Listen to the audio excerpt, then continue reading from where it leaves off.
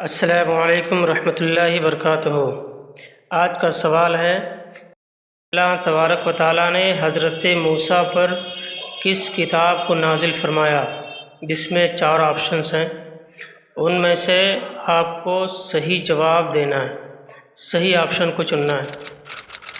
Option number 1، کیا قرآن مجید کو موسیٰ علیہ السلام پر نازل کیا گیا؟ اور آپشن نمبر 2، کیا حضرت موسیٰ علیہ السلام پر انجیل کو نازل کیا گیا؟ اور آپشن نمبر 3، کہ اللہ تبارک و تعالیٰ نے حضرت موسیٰ پر توریت کو نازل فرمایا، یا اللہ تبارک و تعالیٰ نے حضرت موسیٰ پر زبور کو نازل فرمایا؟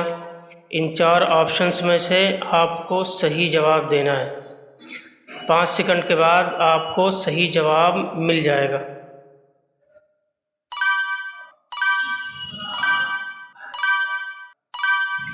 تو اللہ تبارک و تعالیٰ نے حضرت موسیٰ علیہ السلام پر توریت کو نازل فرمایا۔